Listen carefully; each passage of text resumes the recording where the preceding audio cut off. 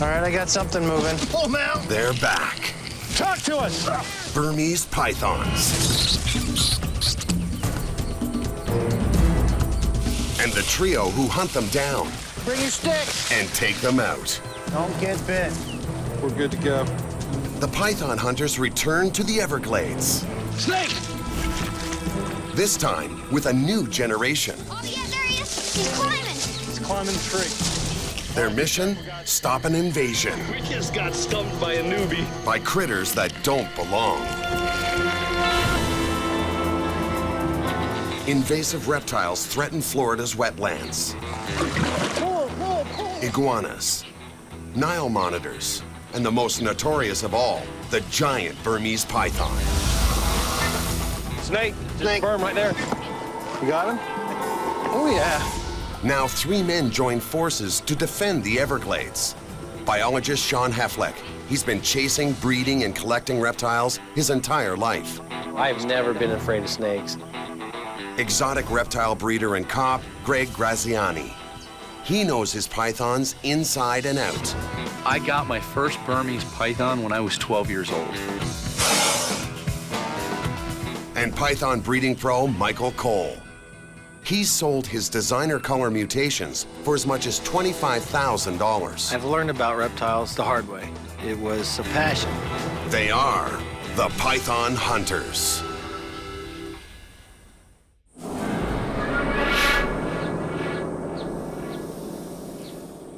It's the new season of python hunting.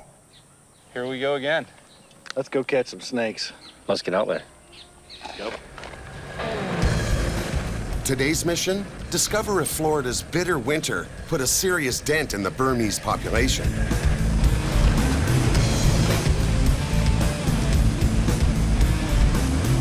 Be nice if we didn't find any Burms. But unfortunately, I guarantee we're gonna.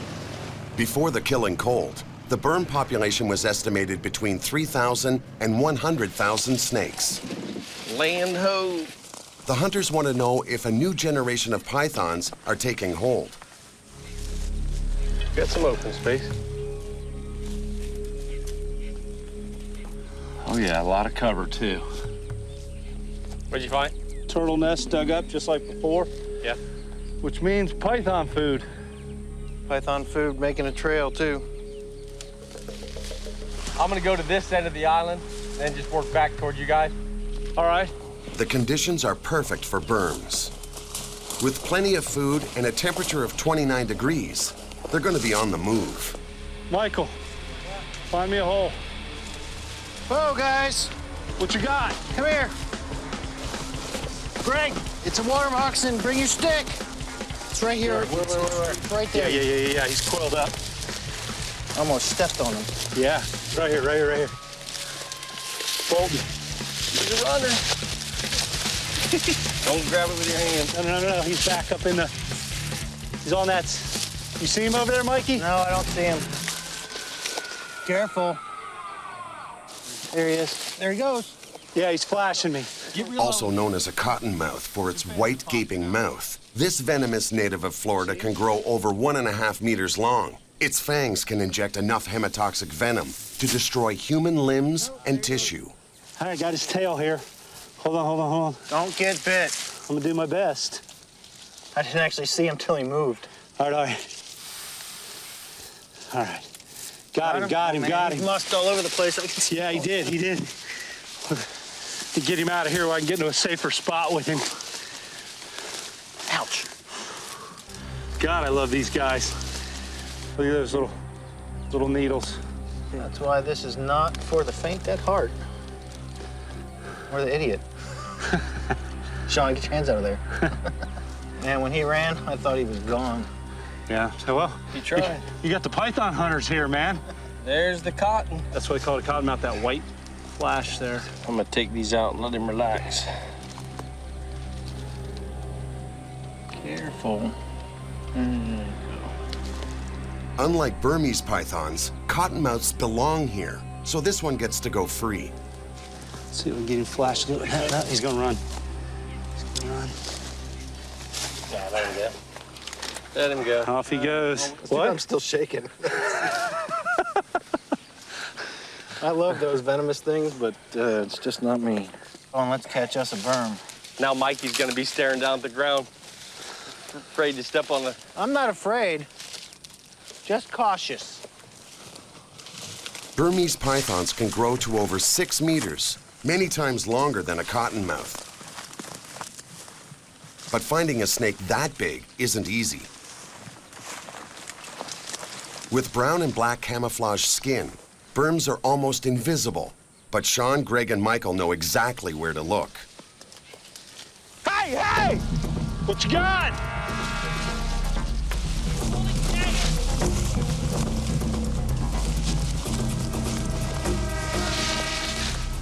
Talk to us! Talk to us! Come on, talk to us! Come on! You in the water? Yeah, right at the edge. Damn it. I'm coming through. I see you. It's slippery. I have no idea where his head is, but... You have no idea where his head is? No, because... Which direction he's going into the grass? Right here in front of me. His tail's between my legs. Hang on. All right, Wait a minute, I see somebody. I see somebody. Grab his tail. Wait a minute, I'm about losing. I got his body right here. I got the mid part of his body. Can you release it and I drag it this way? Michael. Grab this. I got a tail in my case. All right, I got the head. I know, but he's got this wrap. We're gonna have to back him through or reach through. Hold on a second. That's a good size one, guys. Can you please just pull him out? You got it? Yeah. I got it. You got him? Yeah. Okay. They bagged their first Burm of the season, but now they'll have to be careful not to get caught themselves. Guys. What? Dude, we're in a... Hey, that's a gator nest. There's broken eggshells around here. Yeah, I'm standing in knee-deep water next to a gator nest. This thing was right on the edge of this gator nest. Look at the sun coming right in here on the nest, which is why the nest is here. And when I walked up, bam, it just bolted into the water. Alligators rule the Everglades, but they're now in direct competition with a huge dinner guest that nobody invited to the party. That's a nice one. I can feel more than hear gurgling in his throat. Look at the bubbles. He's got a respiratory. He's bubbling. He's come down with a respiratory. Other than that, he looks perfectly healthy. This is a thick animal. We don't have a weight on it yet, but this is one of the thickest ones that we've caught in this area. Well, I tell you what, we need to get the date on this thing and get it loaded. Matter of fact, you know what? Let's just get GPS. GPS and temps may not do any good. He's been in the water. Okay. So right. Let's get GPS. Everything else can be gotten, and then let's finish out this hunt on this island. You know, this snake could be sitting here ambushing a mammal that's coming up here to get what's left of the eggs from this gator nest. Yeah, I wouldn't doubt it. That's a big snake. The temperature and GPS location of every python is key data to help wildlife authorities understand the species' movements and habits. I got one here to send to Fish and Game. This snake is about 2 3/4 meters long and weighs 6.8 kilos, about average size. Still, they'll need more catches and more data to determine if significant numbers of pythons survived the cold and went on to breed. We're good to go. It's a good day, guys, good day. This is a hot spot, man. It was a hot spot last year, it's a hot spot this year. Their first hunt does offer one chilling conclusion. Burms of breeding age are still alive in the Everglades.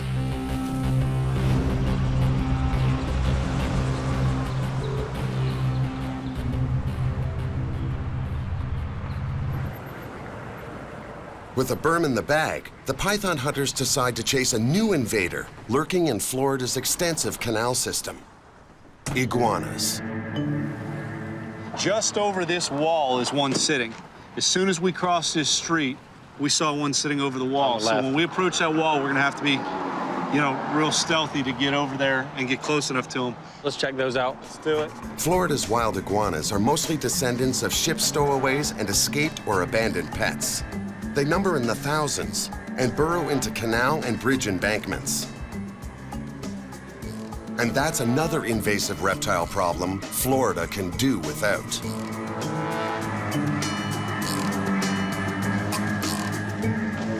Yo. Great. Oh, hang on. Under the bridge? 2 of them. One in the water, one's under the bridge. I'm gonna go to the other side of the bridge. Okay, he's crawling on the rocks all the way across. One already went in the water? Yep, he went down right there. The other one's running across the footway. See him right there?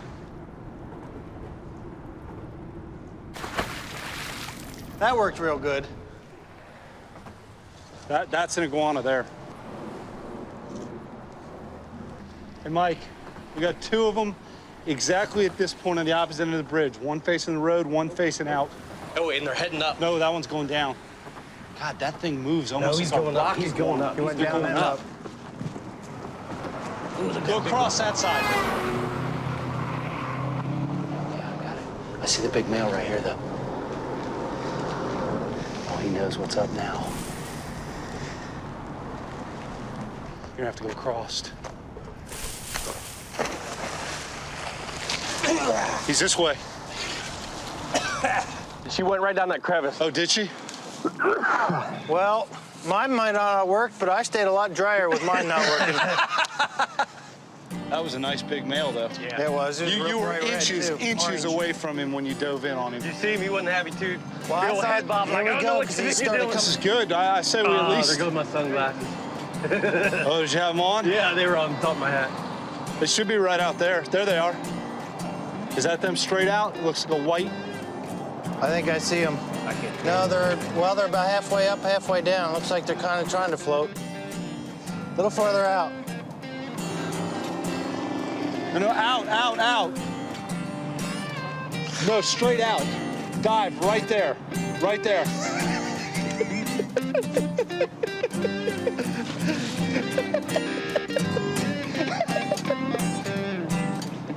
No, right there.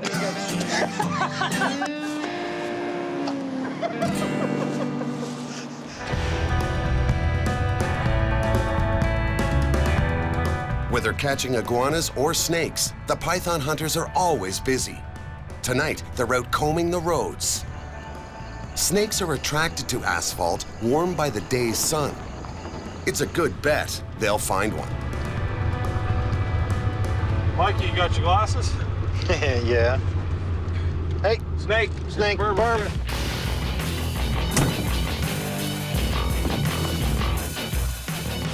Got him? Oh, yeah. Oh, yeah. Little one. Head. Little Let me one. get his tail. He's twitching.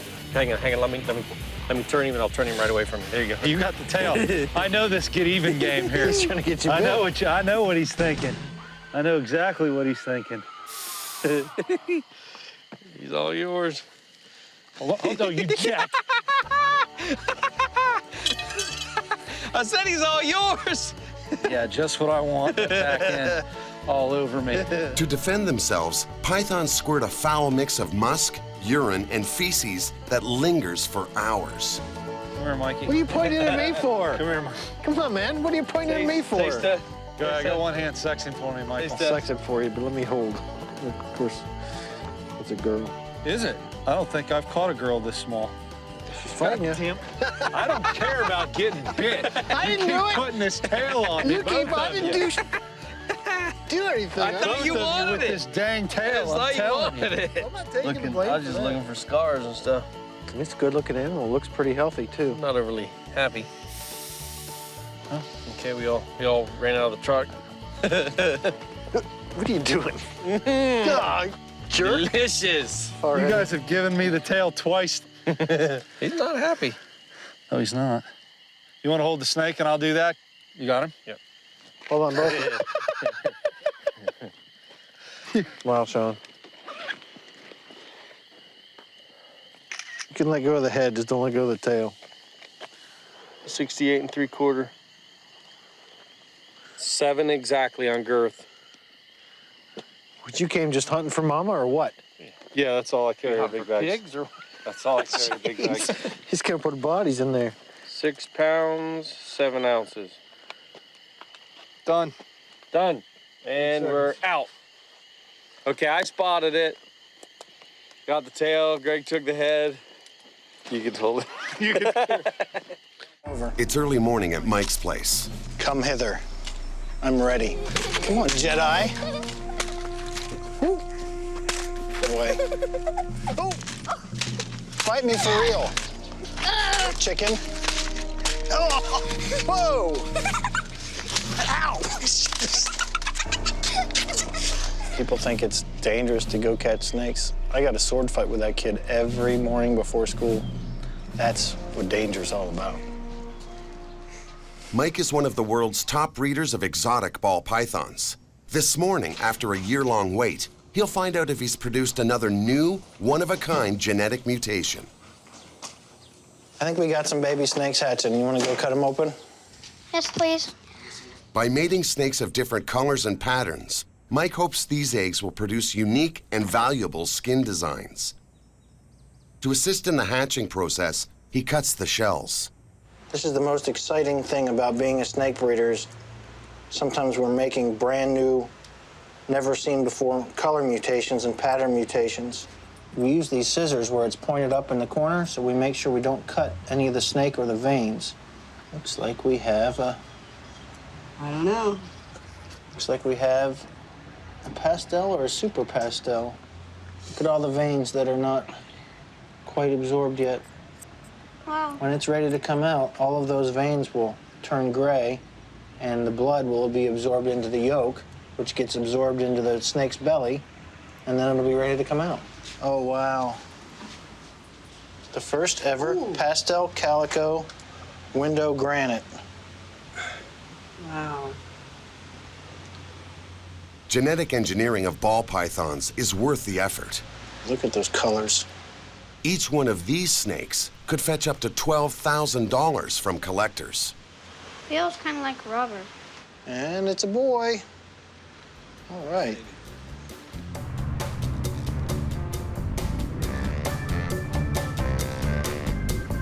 Mike exports his baby pythons all over the world. But today, he's agreed to collect a major shipment for another breeder. Welcome to Miami. Going to the airport. Every year, over 500,000 reptiles from around the world pass through Miami International Airport. Strict regulations determine how each species must be packed and shipped.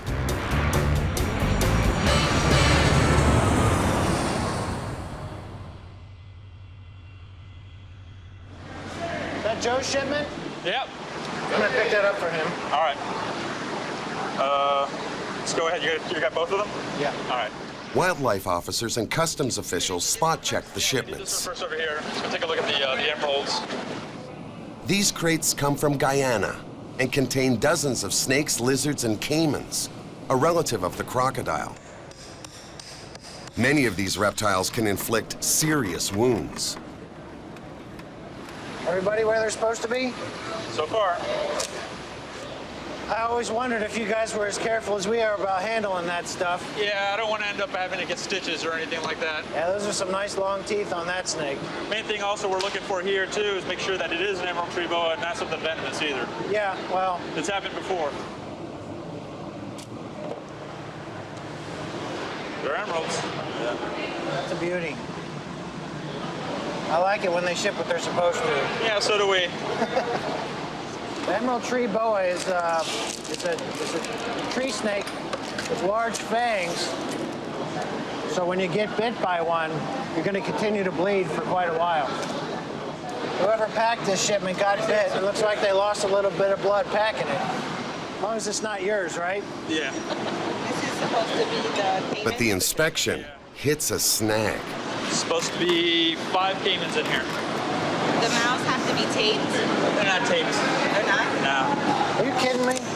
With no tape around the caiman snouts, the shipment violates U.S. fish and wildlife laws and may be refused entry. That's a violation. Yeah, it's a violation of IATA regs. I'm going to call him. We got 3 little guys here. I don't think I'll be picking this one up. I'll let him come get it himself. Hey, Joe. Hey, I'm at Fish and Wildlife doing your inspection. Yeah, your exporter didn't tape the mouth of these caimans. There's going to be a problem. Yeah, no, they look great, but you're going to have to come pick this shipment up yourself. Yeah, I'm looking at him pull them out right now. No, it's not clear tape. There's no tape on it. He's trying to bite. Definitely not taped. All right, I'll tell him you're coming because I'm not picking it up. I want nothing to do with it. I'm not taking a wildlife violation. All right, bye. He's gonna have to come down here himself. I can't take the shipment. Joe will have to deal with the wildlife officers in person. He could face thousands of dollars in fines. As the wildlife officials open more crates, there's even worse news. Loose snake. Loose snake? Loose snake.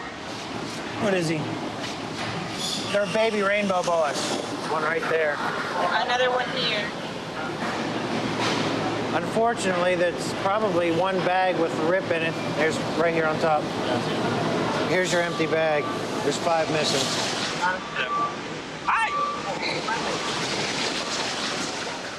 Another surprise package. It's got the tegus in it. Yeah, little tegus. A covering screen has come loose. Oh. It's not exactly standard pack job there. No, it's not really an acceptable packing job. Yeah. And this is why. Yeah, I see him. Got him. Whoa. They're fast little guys. That's how we get invasive species here. The tegu is an animal that eats anything, anytime, anywhere, and can adapt, and now you've got a population problem. Exactly. Same thing we have with the birds. Particularly in an ecosystem that they can thrive in. Oh, yeah. I mean, that's the big thing right there. Well, we see it with other species. They're here, you know, they got here, however they got here, they're here, and they're doing good. Exactly. With the reptiles secure, Agent McKissick invites Michael to see something the public seldom does. Oh, you're kidding me. Is that real ivory? Yeah. Those are real tusks? Yeah. Oh, my God. That's a real grizzly bear. Yep. What are people thinking? Worldwide, the black market in wildlife is a $20 billion business. Of the hundreds of thousands of animals smuggled annually, many are reptiles. That's cobra. Monocled cobra skin. Somebody's purse. A lot of the stuff we can say were the innocent buyers. Are you kidding me? I mean, you know, you'll see stuff like this being sold on a street corner in another country. They're Cayman. And a lot of times the people will buy it thinking, well, if I can buy it, then it must be okay. We've gotten better at our job in detecting it, but at the same time, when you have individuals who are looking at the profit aspect of it, particularly when it comes to reptiles. One individual brought in a suitcase out of South America. We retailed what was in that suitcase at $45,000. He purchased the animals for less than $500. Between my agency and the Customs and Border Protection, the smarter we get in detecting, the smarter they get in hiding it. All these people doing illegal things, and in the end, it's the poor animals that suffer every single time. I got the head, I got the head. I know. It's a new season for the python hunters. So far, they've nailed 2 live Burms. That's a big snake. To check the health of the population, they need more data, so Mike and Greg have decided to investigate an area they call the epicenter. In 1992, a reptile storage facility located just a few kilometers from this farm was destroyed by Hurricane Andrew. 900 Burmese pythons escaped into the neighboring Everglades, canals, and farmland. Over there earlier this year, we killed 3 in that field. And over there, past them semis on the other side, that's where we killed a majority of them last year, and there was 2 or 3 killed in that one this year. Last year, I think it was 20, 22 snakes. This year is probably 5 to 7. This year's been a lot less. Yeah, the ones that you guys did find this year, well, were they big ones? Were they small ones? They were smaller this year than last year. The larger ones had a harder time surviving through the last year's freeze. You know, if we get multiple years of cold like this, I think there could stand a chance of wiping them out. If we don't, you just kind of get this peak and valley where you wipe out your bigger breeders, and it's going to be a couple of years before those smaller ones make it up to breeding size again for those numbers to go up and down. A week ago, they found one out there as well. Why don't we go take a run over there and see what we can find? Last year's cold snap means smaller and fewer pythons this year, but there are still plenty of juveniles to hunt down and eradicate. You'll see here you're standing on top, and then here you're lower. So then back up on top, back and forth. And you can see how that could be a perfect habitat. They get down in there and you never see them unless you step on them. You never see them. Yeah, I mean, this is a perfect habitat. Look at that between your legs, Mike. I've seen that before. I was born with it.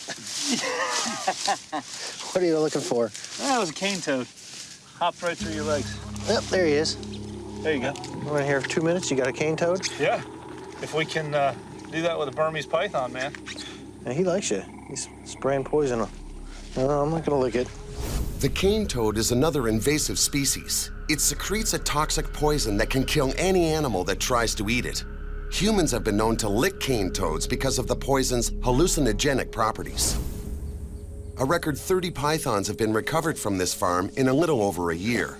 But with more than 40 acres of dense growth to search, no Shawn means more work for Greg and Michael. You know what? We each took a row and walked down it up and down this field. This is where we need Shawn. We can set up camp and let him walk it. Burmese pythons hunt by ambush, remaining motionless and laying in wait. Combined with camouflage, they have all the advantages over their prey. All right, I got something moving. Big or little? How far up? I don't know. I just saw it moving the plants. You sure you weren't hung up on a vine? No, it was a good 8, 9 feet ahead of me. Thought I saw it in there, didn't you? Yeah, it was probably finding holes. There, it went right here. Yeah. It's right by my foot. I think he's going back your way. Whatever it is, it's the same thing that those hawks are hunting. It's a rat. There he is, right by your foot. Got him? He went past you. It's got to be a small rodent. He's right in there. Yep. That's where you're going to find Burms in this stuff for sure.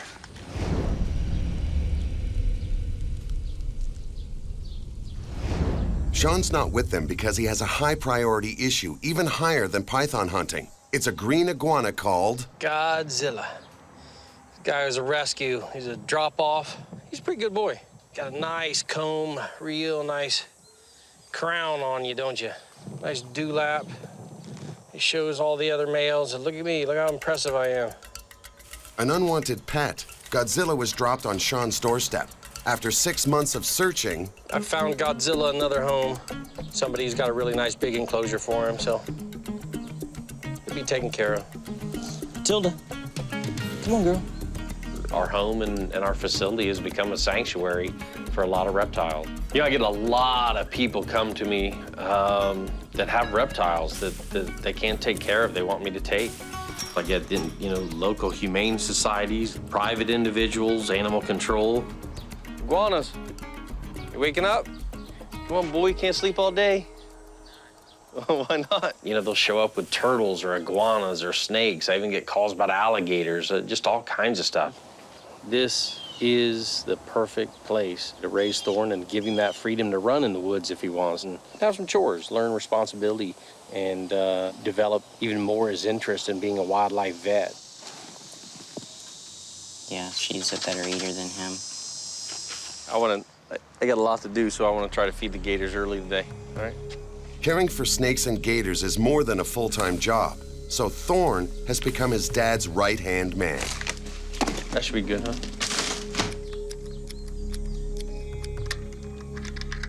She's right about there. Houdini. She's just cruising along. Here. I can just barely see her eye. Come here. Over here. Over here. You're off target. Houdini.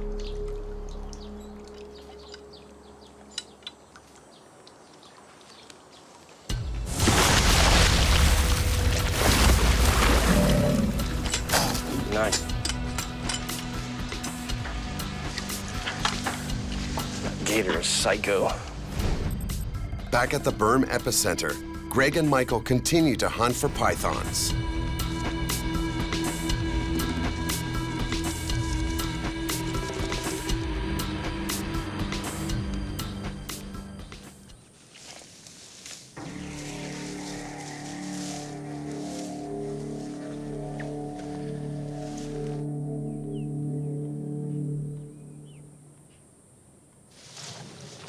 Whoa. Whoa, what do we got? Yeah, we got a dead Burmese python here. And his head is totally mangled. Must be one that got hit by your plow. Probably a shotgun, I would guess. Yep. Is that the weapon of choice to dispatch a python out here? But the head looks totally, that looks shot. Look at that skull. Yeah, somebody blew that apart. That's an old wound right there because we've already got scar tissue healing it over. If we look a little further, let's see if we got any gut content in this animal right here, if that's just bloated air. We're only talking a couple days here. That animal's not that decomposed. Bile. Hold on a second. I got something big right here. Yeah, that's definitely a fecal of some kind. Yeah. Where's Shawn? We need him. He's the poop man. All right. This is the first snake I've actually... Look at all the hair, with food hair in that. That's rabbit or possum right there. But I still feel another hard lump right here. Pythons don't just eat rabbits and rodents. They've been known to kill pets and poultry. I've never seen, look how hard Petrified. that is. Yeah, it is. Look at that. See, we can come out this other end. There you go. Wouldn't that have been easier from the start? Yeah, probably. Might have been, but it wasn't as fun as watching you cut through that and playing all that crap. Thanks, Greg. Hey, there's a reason I carry a snake hook with me, man. You're starting to act like Easy Shawn. now. I'm digging through the dirt. Yeah, this is just lovely. Since you're already messy, why don't you give it a stretch and I'll get the tape measure. The python hunters prefer to catch their Burms alive, but even a dead one tells a tale. Hold that for me there, Mike. Before the cold snap, female Burms caught by the python hunters averaged just under 4 meters. And we are right at 78 inches. This one is only half the average size. All right, Michael, what was your guess? I'd say around 8. 6 pounds, 14 ounces. Recovering just one small python isn't necessarily a good sign. It means even if another cold snap occurs, Burms may find ways to survive. See him? When it comes to bagging Burms, the python hunters are experts. I got him. Now they're passing their skills to a new generation. We have to be careful because of all this water here and the places we are here in Central Florida. There's water moccasins here too, and rattlesnakes.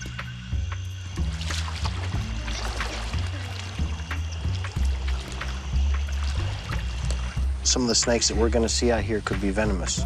So if you come across a snake that you don't recognize, then you have to not touch it until we identify it. Okay. Okay?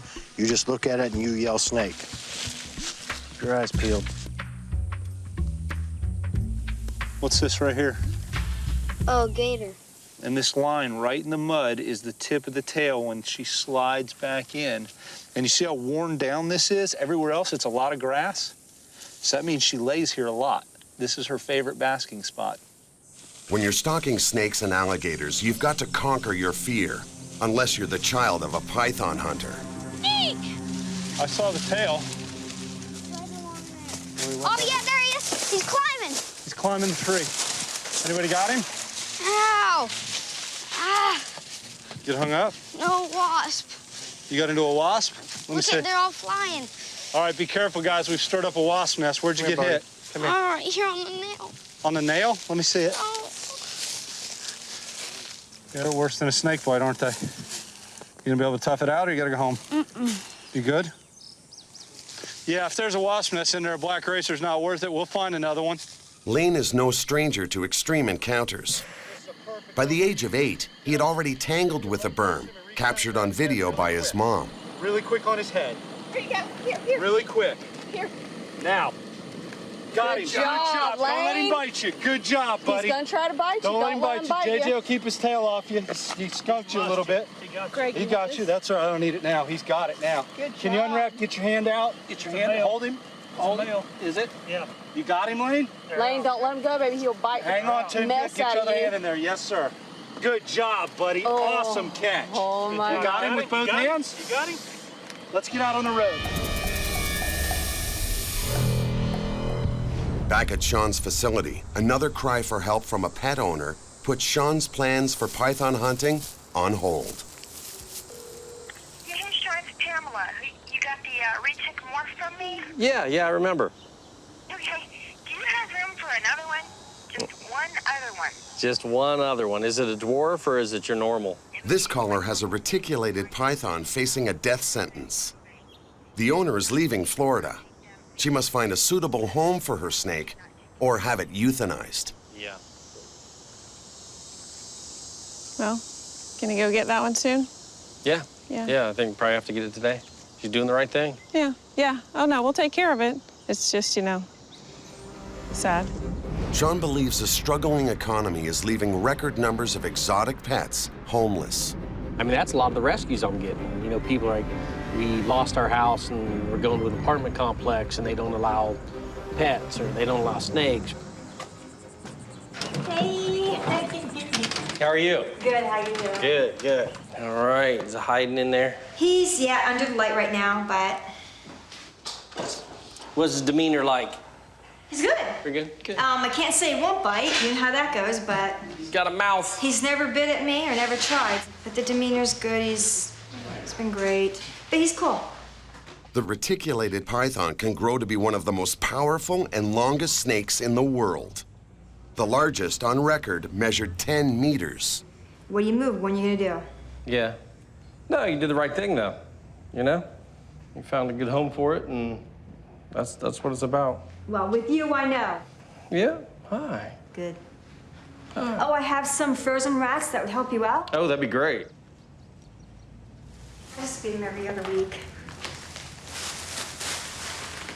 Looks good. Beautiful snake. And nobody wanted him. I tell you, if I can't find somebody who wants to give him a good home, then he'll just stay with me. You Good. Know, you know, That's the good way to it goes. know. That's good to know.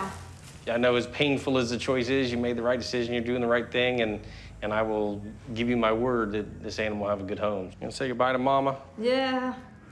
Call me if you want updates. All right, you're doing the right thing.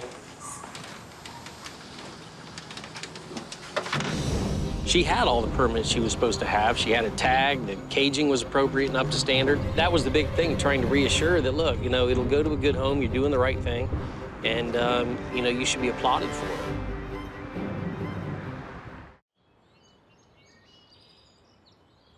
Thorn, get up, buddy. Come on. Ain't no sleeping in, no rest for the wicked. Do it. Teenagers. Always trying to sleep in. At Shawn's, preparations are underway for a major mission. Hey, what do you think about if we take care of that Argo? We gotta wash that Argo sometime. Okay. It's gotta be ready to roll for the Everglades. The python hunters are going to venture into the Everglades deeper than they've ever been before, over 32 kilometers. For the first time, they'll camp overnight together and hunt in treacherous and unfamiliar terrain. You missed the spot. For Shawn's 16-year-old son, Thorn, there's a surprise in store. When do I get to go in the Everglades with the Argo? We're taking you. I told you we'd get you there. A, we need additional bait besides Mike. And B, that's just one more person I get to harass. Thorn spent a lifetime around reptiles, but the overnight hunt in the Everglades will be his first trip with the python hunters. That's good.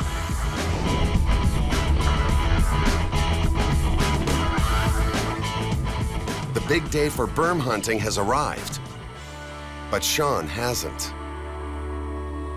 Did you talk to him about meeting here or time and everything? Because Yeah, we were supposed to actually. Did you contact him about the switch of the meeting place? Or see, I sent an email down to on everyone. 75. Jeez. Hope you got it. Yeah, we're sitting around here burning daylight. You know, we need to get out and catch some pythons, and we're waiting on him. Let me see here. Hey, speak of the devil. Oh, good. I'm here, aren't I? Looks that way. My whole line of thinking is, party don't start until I get here, so you know. You almost missed the party boat. Hey, typically we wouldn't do this, but hey, can we help you get some stuff on this boat so we can get moving? Hey, we travel light, buddy. We are efficient. Good deal. Who's we?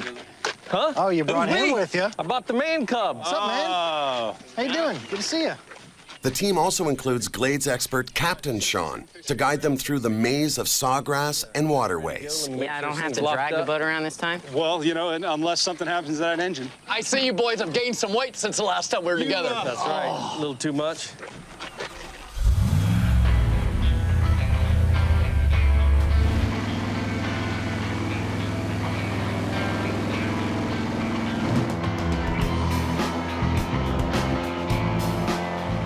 Captain Shawn is a fifth-generation Gladesman.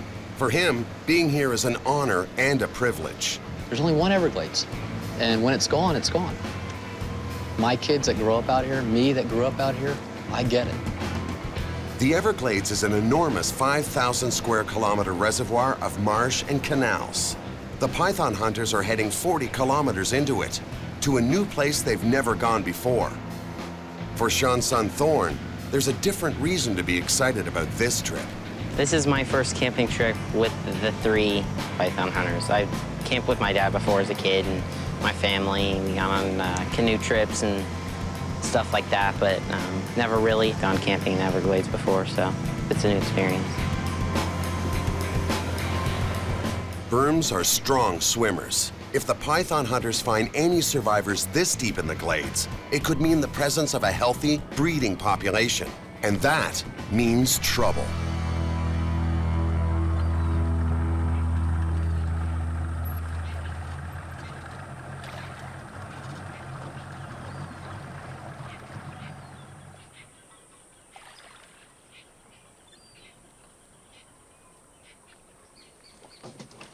You got something to tie down this? Yes, sir. Somebody's gonna have to retie this because I don't really know much about knots. Oh, no. I saving his ass. You get away with that. By the looks of it, you're right. Sorry, that's all I can do. Hey, Michael. Great What? Hey, Gilligan, I want to get off the island. I'm not a boat guy. Come on. It's your boat. You tie it up. Here, I'll be happy to. This is python hunting, not rope tying. This looks like a great spot, though. You know, if you all want to go hunt, I can set up your tents and get all the camp put together while you're hunting. Your plan. Man, Okay? sounds like a new member of the team right there. This is service. Are you kidding me? Hey, I'll set up your tents while you go hunt pythons. This is Gladesman service at its finest. You like grits, right? No. Yeah. Guess what we're having for breakfast? We're in the middle of the Everglades, 20 miles. We haven't seen a soul all day. But yet 20 miles east of here, there's 3 million people. Yeah. Isn't this great? Yeah. No, yeah, this There's nothing better than this. Makes you feel good. Before nightfall, the team decides to scout out the thick cover near the camp for any signs of Burms.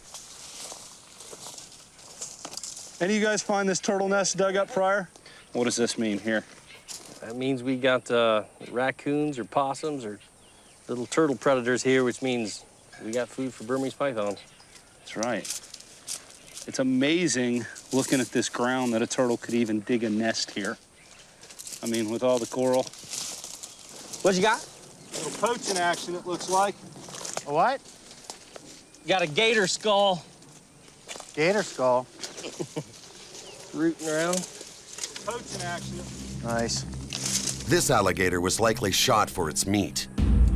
Hunting is prohibited in the park, but recently, poachers were convicted of killing 36 alligators in a single night. Looks like somebody shot him in the beak the way it's busted off right there. Yeah, there's actually sutures there. So what you find is the skull fits together just like that. I don't see the other snout. Here it is. And this one. It's a biological jigsaw puzzle. You're right. Did you bring any of your skeleton glue with you, Shawn? No. Found a dead gator, we're gonna find something alive. Probably a good idea.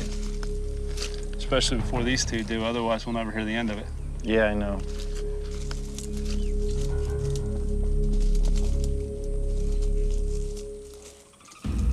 Well, I just hope Thorn's not like his father. I mean, he's always trying to get in on the head on every single catch, so I hope we don't have to knock the poor kid down when we find a snake. As sundown approaches, Thorn grows impatient.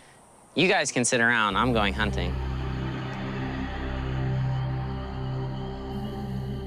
Thorn's a good kid. I just hope he doesn't get too overeager and grab something too big for him. I think it's time to do what we do. We're not gonna find any pythons sitting here. Ready for your first night hunt? Sure. Got your flashlight? Got fresh bait. Let's do it.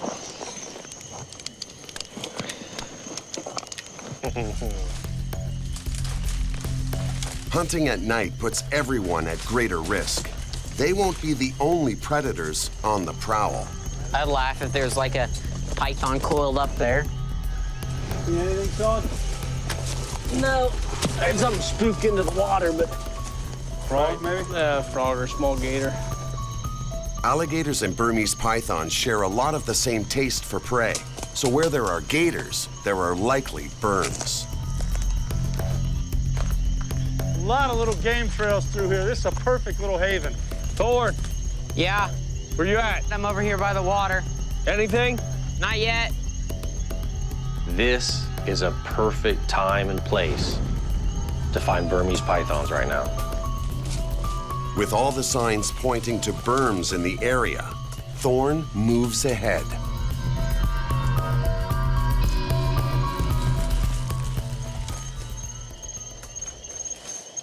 Hey, I got one over here. A Burmese. Are you serious? Yeah, he tried to get in the water. Oh my God. Huh? It's sitting right there on the edge. Oh, he crapped all over you, dude. Yeah. Look at this. You kidding me? No, he was just chilling. Yeah, let his Nice. head go and see how chilling he is. Where was he? He was just chilling right here. He must have decided he didn't want to go back somewhere for the night. Heck yeah. Good snag, man. Good job. Congratulations, Thorn. Why, thank you. That's awesome. We just got stumped by a newbie. Is that your first Burm, Thorn? Yeah. I don't care how we get them or who gets them. As long as somebody gets them, that's great. Tail walk it, boy. Do the snag. Oh! Oh! Got a finger. Yeah. See, he had it good the first time. Burmese pythons have a series of needle-like teeth that face inward. There's no escaping that hold as the vice grip encircles and squeezes the life from its struggling prey in a matter of minutes.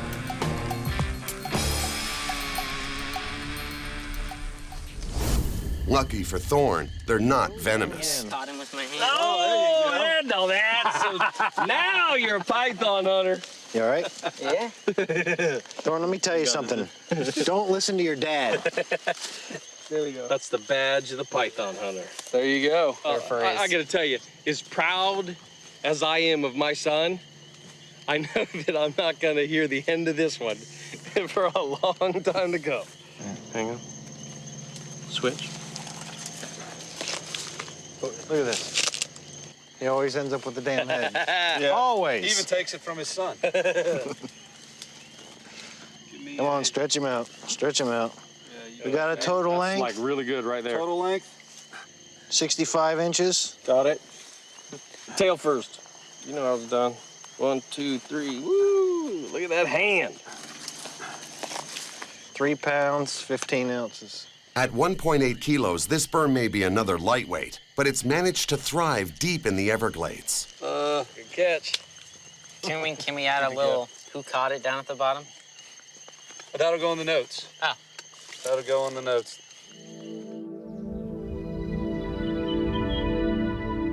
After a full night of hunting, Thorn's the only one to catch a Burm.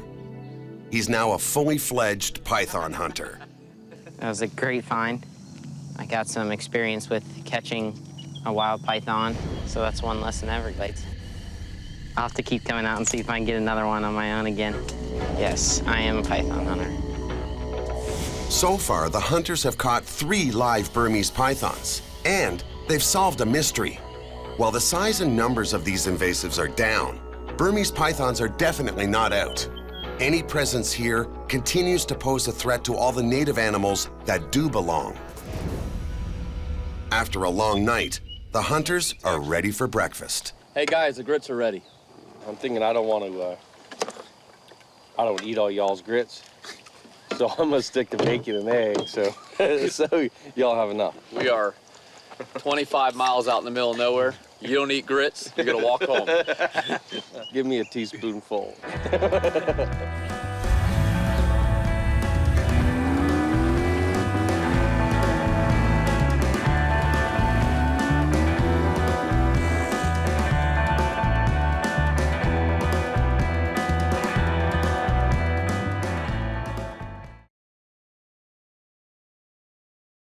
think you got the record for the tiniest Burm. Hey, it's a record. I'll take any record I can get. The python hunters get out of the Everglades and take to the streets. There's one right there.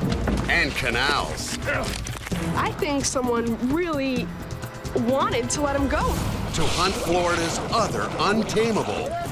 No, these iguanas are kicking our butts, guys. And unwanted invasive reptiles. Nile monitor right on the bank. Right, they tear meat, they rip it, they crush snails. Fly to the boat! Ow! Son of bit me. Invasive reptiles threaten Florida's wetlands. Iguanas, Nile monitors, and the most notorious of all, the giant Burmese python. Snake, there's a Burm right there. You got him? Oh, yeah. Now 3 men join forces to defend the Everglades. Biologist Shawn. He's been chasing, breeding, and collecting reptiles his entire life. I've never been afraid of snakes. Exotic reptile breeder and cop Greg Graziani. He knows his pythons inside and out. I got my first Burmese python when I was 12 years old. And python breeding pro Michael Cole. He sold his designer color mutations for as much as $25,000. I've learned about reptiles the hard way. It was a passion. They are the Python Hunters. Right down there is where I caught the hatchlings. Right. Somebody else caught some babies on this road too, wasn't it? The hunters are taking a break from the swamps to catch pythons in a nearby forest. So if there's been babies caught right here 2 years in a row, that means there's a mother that's sticking around here. We need to get out there and start looking for her. Game on! They soon discover the perfect breeding conditions for a mother Burm. It's high and dry here. Yeah, it is. This is a good ridge. But more than pythons breed here. These woods are home to 4 species of venomous snakes, and they bite when cornered. Hey, Shawn, this looks like perfect eastern diamondback territory. Yeah, I'm with you. All these down trees, the high ground, the brush cover, the fern cover. Hey, guys. Oh, hey, Greg, get your head up. There's a baby Burm. Oh, yeah. Ah, got him. Shawn, help him with that. That one looks a little too big for him to handle. Gotta give you credit, Michael. You did scream, but it was a little more manlier than Shawn's. That's a lie. My dad taught me that the easiest way to get a snake is to let it bite you. Then you got it. You know you got it. Like you got manhandled by a hatchling. That's this year's. He's a hatchling. Look at his umbilic. Look, still got the scar. Look at that. Yeah. Get a head temp first. 79.7. Let's say that's awful low. Burmese pythons' head temperatures soar into the high 80s and low 90s when they've been sunning. This one is showing signs of the cold. Did you get a ground temp? Okay. 81.8. Okay. Well, here's the key for you, Michael. This one's going to be tough. I need a length and a girth. And let us not forget a sex. I don't mind sex on this one. Oh, it's a male. It's a male. Definitely. Oh, yeah. It's a male. And I did that without getting spooged. First time for everything, Mikey. Hey, little guy, hold still. Ooh, come on, stretch. 34 and a half. Woo! Girth, baby. 3.5 inches. So this is definitely this year's baby. I don't think there's any chance that the 2-year-old would still be this small. Probably hatched out in mid-August, early September. So he's only a couple months old. What's the weight on that? 8 ounces. Is that what we got? I think you got the record for the tiniest Burm. Hey, it's a record. I'll take any record I can get. For the python hunters, any invasive Burm, even a hatchling, is too big a threat to leave in a Florida forest. We say we get something to eat, and sunsets would be a good time to check this road out. Come on, baby snake master. Hoo-ah, one more gone.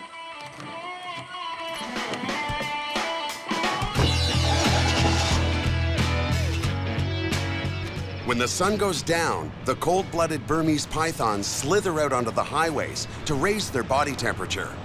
Warm asphalt's an excellent hunting ground. There's something on the side of the road right there. I saw that. What was that?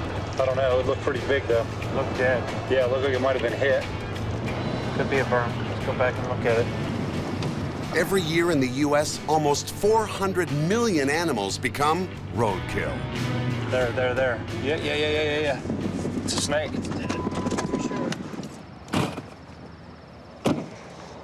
Oh, it's a berm. It looks like the road crew marked it to notify somebody from FWC the location of it, make it easy to find. You think this was run over by a car on purpose or just inadvertent? It could have been just crossing the road and hit. We know people see them, they swerve to hit them, they think they're doing a good job. Unfortunately, sometimes at 60 miles an hour, they can't tell a berm from a native snake. Is there any way to tell male or female on that tail? Is there enough of it left? To look. I mean, the only way would probably is if the spurs were... Got anything? No, it's too Okay, hard. we'll leave that one as unknown. Death doesn't excuse this snake from a full body examination. It only makes it safer for the hunters. How much you got there, Mike? About 54 inches. Are these the same bugs that you use to do your skeleton preps? Yeah, they're native here. These domestic beetles under there. You can see them all through here. What's Right this? there. Is that a young beetle or is that a different species? No, there's the larva. How much time does it take for the larva to turn into a beetle? Will it do it in this carcass? Well, it depends on temperature and how much they have to eat, and I would doubt it'll go all the way through in this carcass because this carcass is so. So will the larva crawl off? Yeah, the larva crawl off. So let's get this thing off the roadway. Whether it's cars, the cold, or the python hunters themselves, there's no future for berms in Florida. But somehow they survive, and they're not alone. The state of Florida has almost 400 species of invasive animals. Many of them started out as unwanted pets. To curb their release into the sensitive ecosystems, the Fish and Wildlife Commission sponsors several annual Amnesty Days. Kind of aggressive? A little bit, yeah. Such an event is held at Gatorland, one of Central Florida's oldest attractions. Gatorland is devoted to crocodilians, wildlife walks, and educational experiences for families looking for something other than roller coasters in Orlando. So you got some stuff coming in, huh? Yeah, a little early. What did he bring in? Turtles. Turtles? Tim Williams has invited Shawn and Greg to offer their expert advice on invasive species. When I was a kid growing up here, we just didn't realize the impact these animals have at the time. It was an animal. Right. And it gets too big or you get tired of it and chunk it, and it's just so sad. Who owns this? How you doing? I'm Tim. I'm Blue. Blue, good to see you. You're... Amber. Amber, good to see you. Tim greets new visitors and helps them get started processing their unwanted animals. Well, I think he's a marvelous-looking animal, but, man, they grow up to be real monsters and can really do a job. As long as he's in the cage, he's fine. But if you try, he's not been used to take out of that cage. It's better that you do this than turn him loose or take some other action with him. Yeah. In Florida, it's illegal to release a non-native animal into the wild. Come here, buddy. Yep. On Amnesty Day, owners surrender unwanted pets with no hassles and no fines. It's all right. It's all right. All these scary people manhandling you. Do you have reptiles as pets? No, I really want. What do you want? I want a huge iguana like that size. What? But you got to keep it in a huge cage. I know, my mom freaks out. Oh, your mom freaks out. She doesn't like iguanas. Oh, maybe you should get like a little ball python. They don't get very big, and you get really cool ones. And know what you're getting into before you buy it. Know what they eat, know what size of cage they need, know how long they live, know all that stuff before you buy one. Deal? Sure. Yeah, these are definitely the same species, but unfortunately they're hybrids. Red ear slider, indigenous slider. Is that good or bad? That's bad. We don't really want red ear sliders or hybrids. That's part of the problem. They get into these waterways here and they can hybridize with indigenous animals, and that's not good. I didn't want to let them loose, yeah, because I don't want them to get eaten by raccoons or anything like that. I really care about them. You made the right decision. This one you can see, you see a little bit of red right there. Yeah. This is, do you know what the male look like? No. This man sold them on the side of the road, and I got them when they were that big. You can't do that anymore. You can't sell aquatic turtles in the state of Florida that are under 4 inches carapace length. So these little tiny quarter-size hatchlings anymore can only be sold for educational purposes or research. And Well, that's what he made me. said. That's what he said. He made me Oh, he sign a made you sign a paper, yeah. saying that that's what I was doing with them. Right, Yes. that they were for research. Yeah, that they were for research. Loophole, right? Yeah. Goodbye, baby. Say bye. You all right? Sorry. You wanna pet him? Parting with a beloved pet isn't easy, but Amnesty Day plays a vital role in protecting Florida from animals that can no longer be cared for. Are you all right? No. No? What's the reason for turning the turtles in? We have, what is that? It's like a little baby pool like you get at Kmart. It's only like 8 inches deep. And I mean, it's fine, but I just, like, they can't really like go under and swim, and they get up on their little light. But he's getting big enough where, like, if he pushes on the edge of the bricks, he can almost get out. Okay. Cutie. Yeah. And you're turning in a ball python, right? Some people have more serious concerns about safety. I just worry. I just had a baby, and on the news, things happening like here locally in Florida about, snakes escaping their cage on accident and hurting the baby, and one actually died locally, so it just kind of brought, a little fear to the house. He has escaped a couple times in his 20 years with me, so it was a worry. They don't ever eat larger prey. They don't even ever attempt to eat larger prey. Humans are never on their menu. Even the Burmese pythons. That story that you saw on the news, unfortunately, as tragic as it was, there's a lot of problems with that story. See, that's news. They, said Right. they didn't feed him properly and he got loose. You take care. Stories like these sound more like urban legends to the python hunters. It's typical. People see that on the news, and they start to get, when they have babies and they have young children, they start to get a little emotional about it. I just hope we didn't talk to her too late and, the snake's already gone. Well, it'll get a good home, so ultimately it works itself out. The python hunters take a break from educating the public about invasive species to catch one of their own, the elusive Nile monitor lizard. The boys are on their way to a residential neighborhood in Cape Coral that's been crawling with Nile monitors for over a decade. Despite intense efforts to get rid of them, the population continues to breed here in large numbers. This is kind of ground zero for these dudes.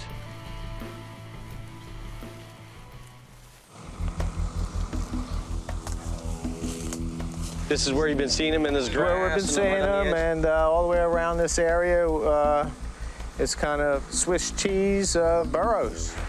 Bob Mongok works for the city, setting traps in residential areas full of Niles. That is a tangled mess in there. Yes, it is.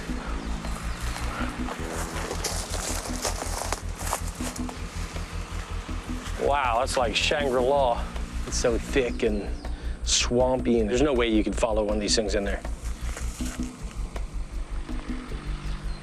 It's thick. Well, we'll keep our eyes peeled. The Nile monitor is Africa's largest lizard and can grow over 2 meters long. An excellent swimmer, the Nile hunts fish, frogs, snakes, and even crocodile eggs, making it an enormous threat to Florida's native animals. One local resident has gone way beyond trapping the nuisance. How are you? I'm Shawn. Hi, Shawn. You're the lizard dissector? I dissect the lizard. I've dissected probably 5. What have you found in their guts? Their diets are actually really marine. I found crabs, a bunch of snails, and one belly I found like 50 snail like shells. Apple snails, big apple snails? Yeah, about this big. Yeah. And then the funniest thing, the last one I dissected, there was a whole baby turtle, intact, not even digested. It was like a little yellow belly slider about this big. It had just eaten it before we captured it. It was just a whole baby turtle. I was amazed. Do you have any knowledge of maybe who or where the original Niles that are in this area got released, or how they got released? I think someone really wanted to let them go and really wanted them to live here, because that's why there's so many. The python hunters look in on one of Bob's Nile monitor traps. How long's this trap been out? Well, we just put it out this morning. Is this a typical spot where you've been catching them? Well, sure. This is southwest Cape Coral, and that's where we primarily catch them all. This does look like a great area. You've got a lot of thick brush around the canal in this corner here. You've got a complete vacant lot across the street. There's lots of places for them to go here and there and stay under cover, so it makes sense for them to be in a place like this. Let's skate on down this shoreline here and see if we see anything. Check this big snail shell out. That is a huge, there's a couple of them right here. Those are huge. Those monitors wouldn't be sucking something that big down, but all of the babies and that, they would just be eating them like candy. Is that an invasive species, or is that Yeah, those are non-native. Ours don't get that big. Oh, well, look, right here, look at this. Here's a mass of natives, which is the white, the bigger ones on the left, and then it's the non-natives right here, the pinkish ones. The snail eggs are a clear example of how non-natives are competing with and threatening local species. Using the same exact habitat and niche. Oh, look at this, look at this. If you can see out there, see all the young snails on those roots? And they're all over. Just under the water's surface, it is just covered in snails. They said they found in the belly of those. Tons of them. She said close to 100 or whatever. Yeah. I believe it. Look at this. This is just like a buffet. There. Yeah. This thing looks like it just wants a kiss. Shawn, you gonna eat that or what? Let's let him go back down here. Lots of good food for Nile monitors here, that's for sure.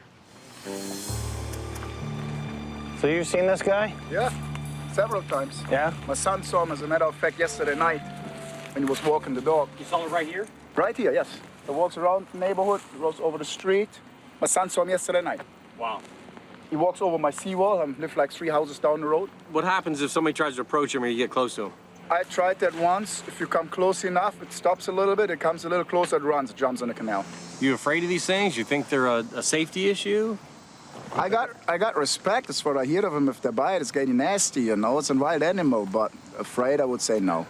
You said you have them around your seawall, and there's a burrow or something over at your place. Could we go take a look at that? You can have a look at it, of course. Jeez, look at all these shells. Holy cow. This Nile is using a dock as a perfect cover for its burrow. He's got a nice spot to eat. That looks like a couple of burrows, and I can see one from this angle.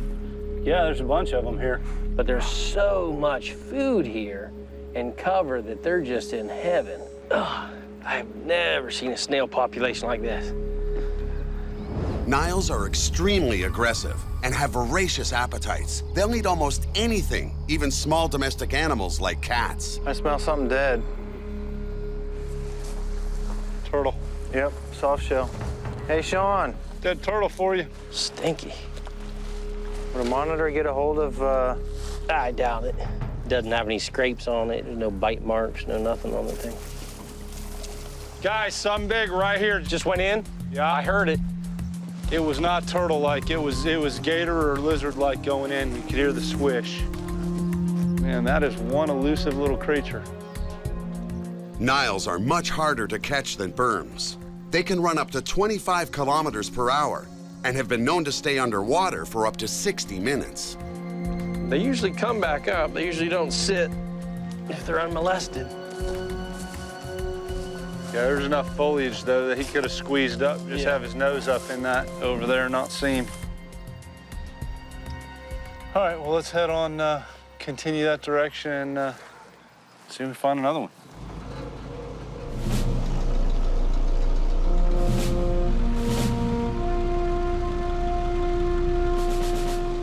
For the hunters, pulling out the heavy artillery means climbing on the back of a truck, where they stand a greater chance of sighting the monitor. I gotta tell you, it feels weird. Been running around the Everglades, back roads, and never see people for days hunting Burmese pythons, and all of a sudden we're driving in people's backyards looking for Nile monitors. It's a whole different world. There's one right there. I see him. He's walking right through the grass. Yeah, he's still there. He's still there. He's going into the swamp. He's going right into that thick grass.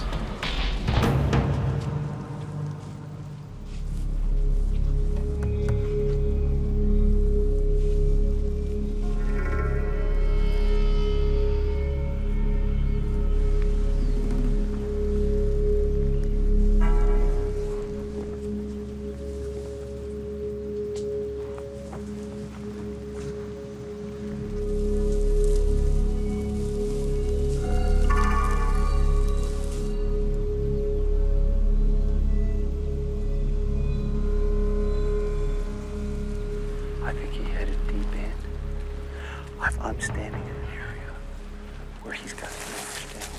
I think He went in. Come here, look at this. It's all matted down? It's all matted down right here, just behind the grass. So nobody can see him. He's got a trail coming in this way and a trail going out right through there. You can sun right here all you want. I think I heard him off to the left when I was standing there. When you guys came up on him, was he moving because of the vehicles, or was he just on He was just moving. He was just back and forth, kind of meandering like they do, you know, side to side. Once they head into this, there's no way to track them through this stuff. You poke an eye out and lose a testicle or something. You talk them into do a controlled burning. They're not going to do a controlled burn in these houses. Have you looked at the neighborhood? Yeah, that's not going to happen. Have you looked at this castle over here? I'm not thinking they want a controlled burn. What worries me, though, is your truck is so loud. Damn. And he's half blind. Oh, we still love you, Mike. Well, Mikey, don't go away mad. Just go away. The Nile hunt ends empty-handed. The python hunters may have to rethink their strategy.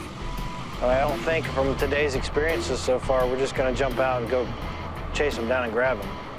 We're going to have to figure out a better game plan for that. While Michael and Greg carry on hunting Nile monitors. That was kind of like 4 and a dud. Oh, man, you got the good rocks, though. Shawn's at home teaching Thorne and a friend about a newly rescued native. Hey, Tom Sawyer and Huck Finn, come here. Check this out. Guys, pick this up. I got a call. Said, come and get it, or we're gonna kill it. You may want to step back.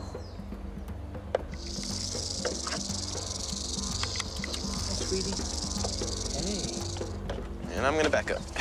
The eastern diamondback rattlesnake is a native species feared in Florida for its deadly hemotoxic bite.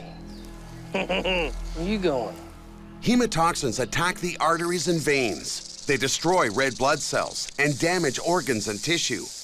Even a quick sprint to the hospital won't always save an injured limb. Got you an eastern? Yeah, eastern diamondback. Look at the rattle on this thing. Ooh, it's a big female. You're pretty. You gonna kiss her for us? Yeah. Ooh. Quick like lightning. The eastern diamondback rattlesnake is North America's largest venomous snake.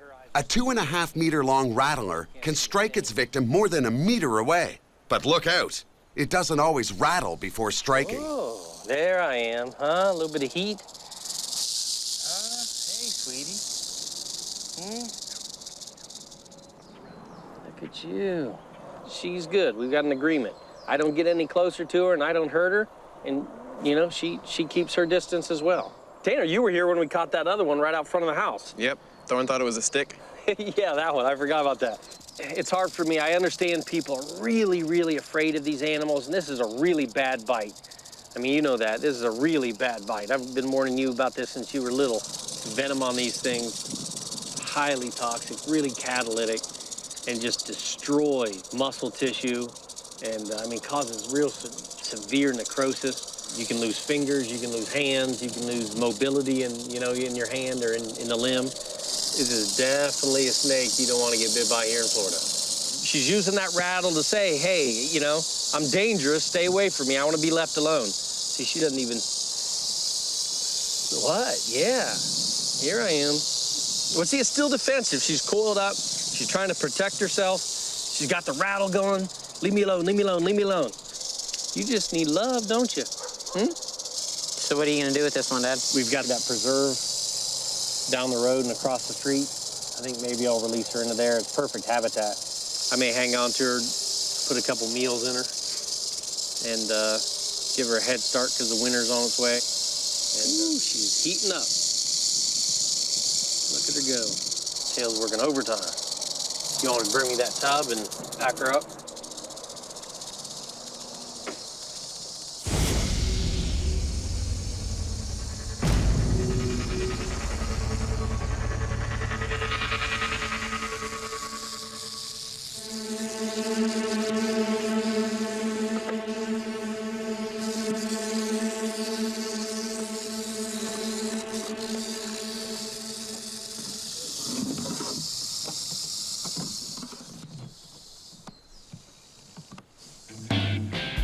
While Shawn prepares a juicy rat for his new lodger, Greg and Michael continue their quest to capture a Nile monitor lizard.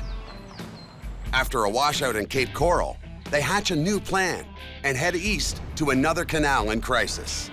What's up, Nick? Hey, Michael, how you doing? Pretty good. Man, you're all Local right. breeder and collector Nick Mole captures invasive species in Florida's canals. Do you have any ideas of how they got here? Local pet store that also did some importing may have unintentionally had them released, and they started to populate the canal, which is right behind their facility. Unintentional releases are often attributed to hurricanes. Some people prefer to set reptiles free rather than leave them caged to face winds of 280 kilometers per hour. People often dismiss the little babies as an unassuming threat. A lot of times they'll get out and dismiss it, but the fact of the matter is they go from a lizard that comes in as this size and goes to 6-7 feet in length and is capable of wreaking havoc. So. Why don't we take a run out in your boat and survey the area? My wife calls this the yacht.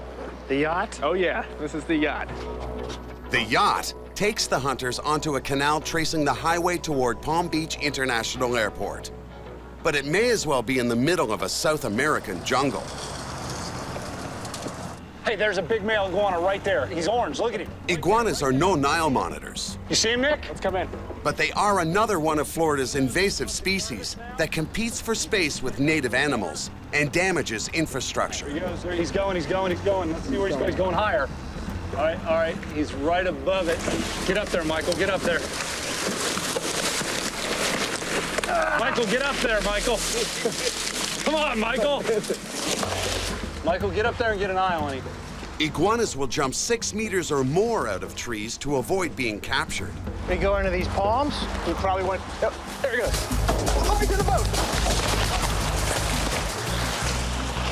We had nobody in the boat. I almost had him. He jumped right in the boat. Get in the boat, guys. Son of a... He was right here. God. That was a monster male. Yeah, it was a monster.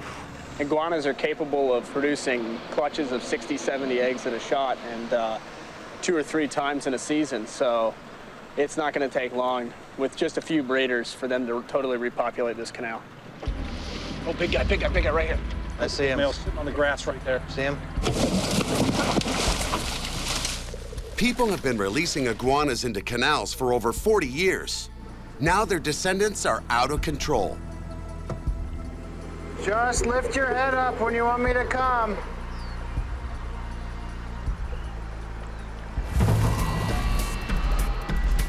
Keep going, Joe.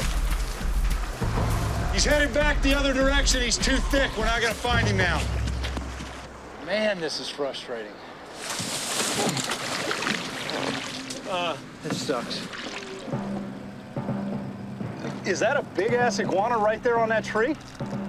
Oh, yeah. Look. Yeah. Whoa. Wow. Yeah, it is. Look at his tail hanging down. He's already laying down. Look. He's already, his head was perched up. He's already laid down against that branch, and he wants to look like part of that tree. If he had his tail laying along that branch, I'd have never seen him. His tail hanging down is what gave him away. So what's the plan? We're gonna set Michael up around the backside? We're going to need someone to scare him, and then we're going to need someone to catch him, so. I'll come down and scare him down. See that den? Oh, he is a ways up there. He is right at the crook in the tree. He's bedded down. He's not planning on leaving that branch. Tell me when. Go, anytime.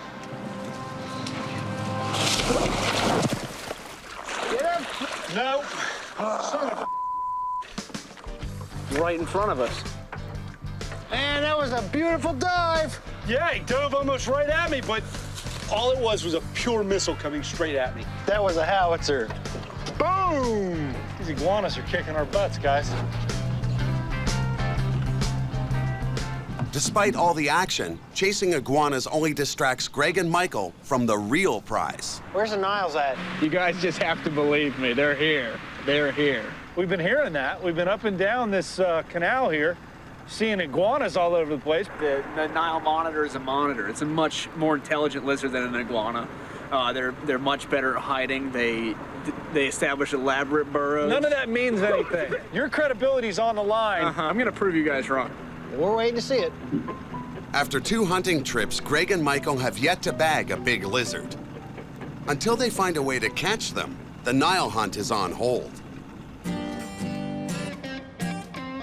Educating kids about Florida's invasive species is just as important as catching unwanted invasives. For Greg, that means packing up his critters for a presentation at Lane's school. Everybody should be nice and calm. Actually, he's right there for you. If you can tail him and pull him out. Yeah, well, I don't want to get wet this morning. I'll do it. I'll do it. Just don't fall in on your head, please, Lane. Now he knows what's going on. He's going to try and stay on the bottom. Got him. You gotta hang on. All right, good job, good job. Wow. Hey, I wasn't gonna get wet this morning. Right in the eye. Doesn't have him. Lexi, you want to try? Get your tail up. There you go. Got his tail. Hold it. Just hold him in there. Hold him in there. Don't splash. Lexi, all right, there we go. getting wet. I got him. It's all right. Jeez. There you go. We haven't had Skipper out in a while. You hear him? He's a little agitated. Don't get alligator all over you. How you doing, buddy? Usually he wouldn't try to even bite us. Oh, would he's he? not. Is he shy? He just wants to get down. He doesn't want to bite us. But if I put my finger in his mouth, He will bite. he'll chomp down on it, that's for sure. All right, go ahead and set him down in there. Lane selects a pet not many 9-year-olds can handle, a 3-meter-long reticulated python. Get his head quickly and control it, or he's going to keep crawling back in. There you go. Lexi grabs a threatened species and a native to Florida, the eastern indigo. You hold this. Hey, Mom, remember that one time that the snake peed on me at the presentation? Everyone remembers that. That was in my class last year. Dad wrangles the intimidating Burmese python. Don't head near me. Do we need anything else out of here? I got it. I got it. Now we got to get Jack. Jack is Greg's most prized critter, one of less than 50 albino alligators in the world. There we go. That makes him a valuable addition to Greg's family and a hit at school presentations. Clean him up at all or no? I think, yeah, I think he's pretty clean. He's got reverse going on. Yeah, he sure does. Haven't put him in this bag in a while. We need a bigger bag. Yeah, he does need a bigger bag. He'll be okay. For now. Yeah. Greg and Shawn share a passion for albino alligators. Look at Ice. Ice knows what's up. They've been competing to become the first person in the world to breed them in captivity. Yeah. All right. Morning. You hungry? Yeah, back up a little bit. Back up. Back up. No, back up. What'd I say? After purchasing their Louisiana-born gators, the race was on. Nilla, come on, girl. Then, in August 2010, Shawn became the first to produce the prized gator in captivity. Good girl, Nilla. Your babies are doing good. Yeah. Your babies are doing good. I guess yours too. Huh, Big Papa? Not that you care. If they were out here, you'd try to eat them, wouldn't you? You'd try to eat them like snacks. Unfortunately, that's what bull gators do sometimes, is eat the babies. All right, be good. We'll be back. Oh, look at you guys. They're my kids. They're my children. A lot of people thought that albino alligators wouldn't reproduce, that they, had some lethal gene or some sterility, which would preclude them from, having fertile offspring. When we got the eggs and you helped me take them out of the nest, we were psyched. And then when we saw that the eggs were fertile, we were even more pumped up. And then when these things pipped out, this household was just, on cloud 9. And the best part of it is, Greg thought that he was gonna do it first. We beat him. You're laughing at Greg? Yeah, that's funny, isn't it? Yeah, laugh it up. Greg does about a dozen school presentations each year. How you guys doing today? Good. In Florida, educating children about snakes and alligators is just as important as learning to swim. How many of you guys have seen the show Python Hunter? Oh, yeah. Okay, do you guys remember a snake? Do you remember a snake that got all chewed up by the vultures? Guys, I got it Burm. Bad shape. Oh man, something's been eating him. He's alive. Oh, he's very much alive. Look at that. Ah, look at the injuries to that animal. Oh my, watch. You got it? Something literally ate this while it was alive. While it was alive, couldn't get away. Wow. If you look at the beaks on vultures, they're tough. I mean, they are designed to rip flesh. See this? Boom. That's a mouth. Yeah. Boom.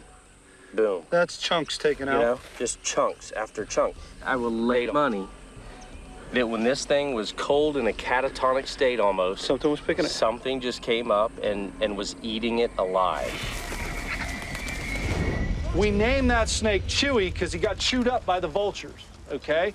And Chewy's healed up, and he's one of the snakes now that we use to train other snake catchers on how to catch wild pythons. But I don't want anybody to walk up on the snake because this snake will strike and bite. We'll make sure he doesn't get under the truck, and we're gonna make sure he doesn't get to the people, okay? You want this?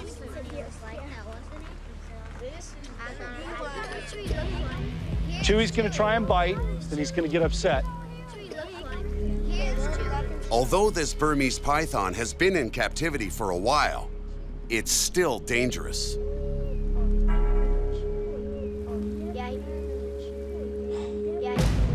Good shot. Oh! The Burm is Florida's most notorious invasive species. Greg uses him to share a valuable lesson with the kids about them. All right.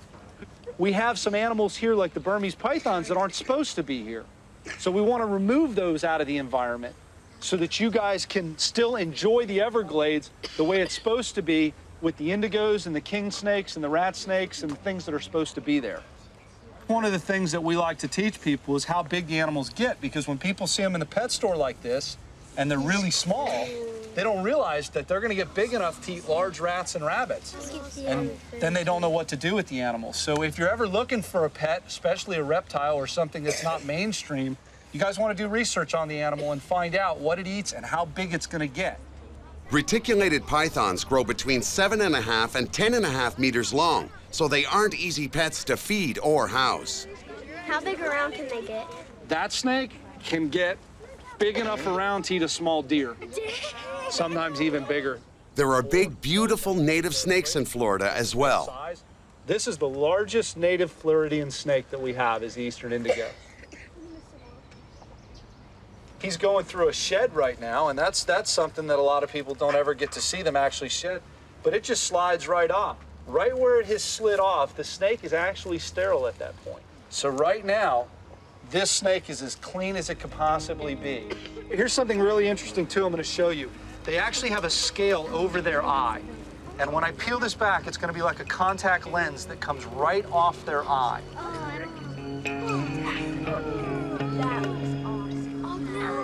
Now, we can pass those around.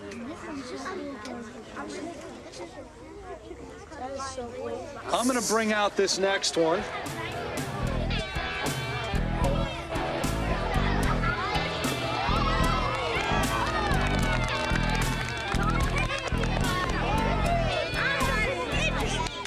As you can see, I don't have any tape on him, which is why we're not going to let anybody pet him right now, okay? Yeah, he's actually getting heavy. I'm going to let him sit on my lap here for a minute. When he gets this big, only bigger alligators and people. What's that? This is the second time this has happened to me during a presentation. Well, you want to hold Jack? He hasn't peed yet. Sure. Wait a minute, yet? Yet. You're going to have to hang on to him because he's a lot stronger than you're used to. Get over that tail. I need this arm back. There you go. You got him? All right. Better not start swimming, buddy. Let it just relax and let's get him to calm down for a second. And if he pees, he's all yours. No, I'll hand him over to you. You know, it's really important that we get the information out to these younger kids and educate them about the reptiles so that when they look at these animals for pets, we want to make sure that these invasive animals don't end up out in the wild and injure or destroy our ecosystem. Greg loves teaching, but duty calls. On their last hunt for the Nile monitors, Greg and Michael found nothing but iguanas. Get him! No! Son of a... Today, they've returned to the same canal with Nick to decide once and for all if any Niles live here. They tear meat, they rip it, they crush snails. You know, they definitely have a much more powerful bite than any snake. As painful as a burm bite is, it doesn't have that pressure, and it doesn't have that just slash cut that these Nile monitor's teeth do. 2 years ago, Michael almost lost his finger when it was viciously shredded by a monitor bite. Monitor right there. Monitor right there. Nile monitor right on the bank. Right here. Right on the bank back there. All right, you're going in. Finally, the hunt is on. Go by and recon first. God, if I get this is huge. We got to get this. Oh, man, he's hard. He's going to be hard to get. I thought he was in a more open area. Right there, he's looking at us now. Turn around and nose into him. If he runs up towards Michael, we're golden. He's moving. He's moving. He's going back. He's going quick. Spin us around. God. That's definitely confirmation that they're here. Oh, yeah. The thing we need to do is come back here with a little bit better ammunition. We're not prepared for these lizards. They're There's another Nile. Turn around. He's right there. He's coming down. Yeah, I'm getting it. Didn't you just pay attention to what he did? Yeah, but he was out farther. What is the definition of insane? Hey, he went underwater. I didn't. just went down in the burrow. Wow, he's drugged some dead meat in there. You can smell that too. Yeah. They're pulling the roadkill, dragging it down here off the road into their burrows, and that's a nice smell. We've seen two in, 50 to 100 yards. Woo! If we can just isolate this population and get some good trapping and good hunting on them, we might be able to shut these guys down. No, I'm just I'm getting a GPS here. We're going to put a drop pin right here. Why don't you send a text while we're standing here right now to the invasive species coordinator at FWC? All right, I'll send it to him right now. With Nick's Nile monitor sightings now confirmed, the hunters can't resist trying to catch one with nothing but their bare hands and a boatload of bravado. Nile, on the bank.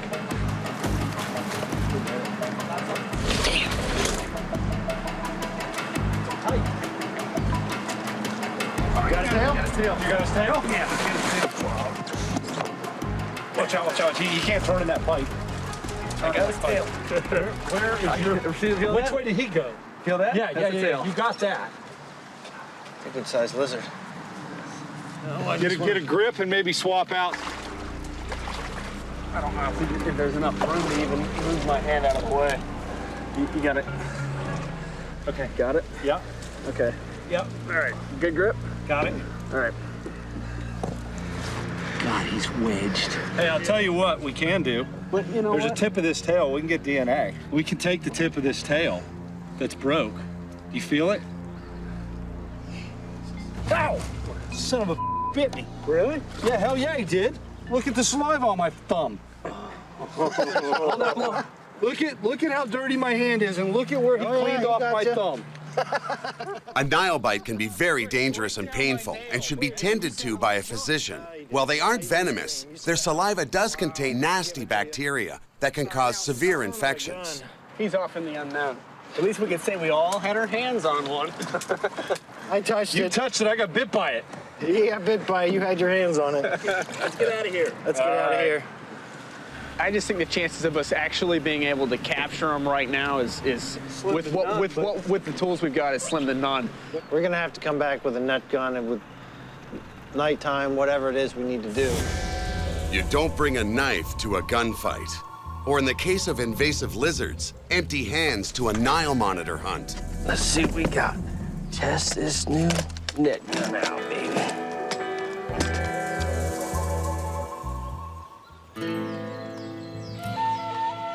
Net guns capture wildlife without causing death or injury.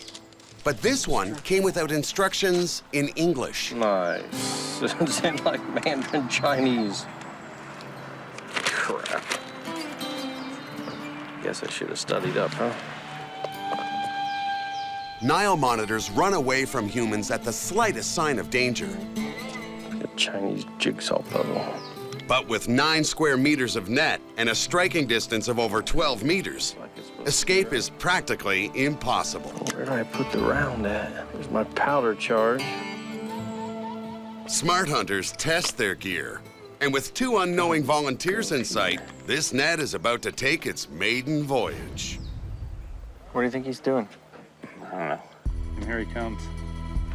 What do you got? Hey, boy. A gun in his hand. Almost had you, baby. That worked pretty decent. Yeah, that came out beautifully. Yeah, as long as it works. If I hadn't pulled my shot, I think I'd have Greg all right there. I noticed he was aiming more towards me than you as well. Yeah, I noticed that too. I was happy for that. That was a bigger target. I had to go for the biggest target. He goes there. You plan on using that now? Huh? So we using that again, or what? I was being ready. Just being ready? Walking around with a live load in there? What? There it is, going. Come on, man. I caught one, Mikey.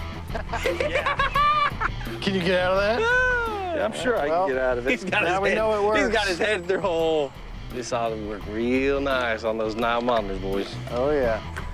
Now fully armed, they've returned to Nick's infested canal to catch their first Nile. Yes. This, the net gun extraordinaire Nile monitor assassin pistol. And if Greg gets too out of line, I'll just net gun his ass. It's gotta go this way, obviously. With the net gun packed, Shawn takes the lead and the catch position in his boat. Well, from what we've been seeing, just like over in Cape Cory, look at that tree right there. It is just plumb full of those exotic apple snails, and we're seeing them all over the banks. And, you know, they were finding hundreds of those in the stomachs of those Niles they necropsied. So you can pretty much bet that here that's probably primarily what they're eating as well. Well, this is their perfect habitat. There's holes there, holes there, holes there. Great places for them to crawl into and den. We've got a Nile monitor right there. You see it? Yeah. It's straight off the bow. 2.5 feet above the water right there. That net might get through there close enough to... Yeah, I got it. To do something. That's its burrow right there. The left one? Yeah. Look, right above the cup. Now, when do you want me to start heading in towards you? Hang on, Nate. Not yet. I want to check this out. He's in a massive tangle. Yeah. His head is sticking right out this side. All we can do is try this net and let's see what we get.